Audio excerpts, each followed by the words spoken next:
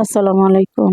এই সিজনে কে কে কাঁঠালের পিঠা খাইছে কমেন্ট করে জানায়েন। তো আজকে এই প্রথম কাঁঠালের পিঠা বানাইতেছি। তো কাঁঠালের পিঠাটা আমি বড়া বানাইতে চাইছিলাম, কিন্তু কাঁঠালের গোলাটা একটু নরম হয়ে গেছে। তা নরম হয়ে যাওয়ার কারণে কিন্তু পিঠাটা সুন্দরই হয়েছে। দেখেন, তেলে ছাড়বার লগে লগেই গোলাটা অনেক সুন্দর, পিঠাটা অনেক সুন্দর হয়ে ফুলে।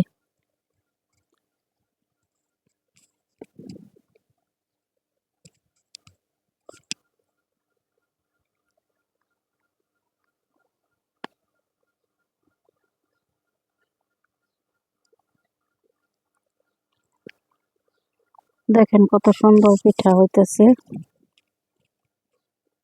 তো এই পিঠাটা একটু লাল লাল করে উঠাবো। তো লাল করা হয়ে গেছে, তখন উঠাই নিব পিঠার। তো দেখেন পিঠা বানায় নিলাম কতটি।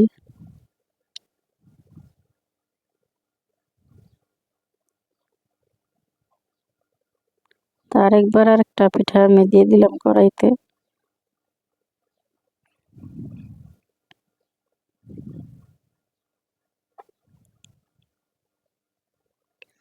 তা ভিডিও দেখেন সবাই, সবাই আমার ভিডিওটা বেশি বেশি করে ফলো করবেন, লাইক করবেন আর শেয়ার করবেন।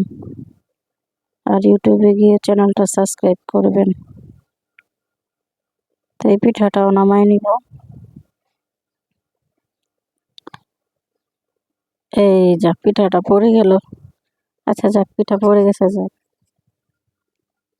তো এই দেখেন পিঠা বানানো শেষ হয়ে গেছে আমার।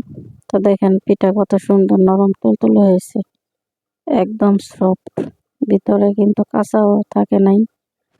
কত সুন্দর কালার হয়েছে পিঠাটা। তা ধন্যবাদ সবাই, যারা যারা আমার ভিডিও দেখছেন এতক্ষণ ধরে।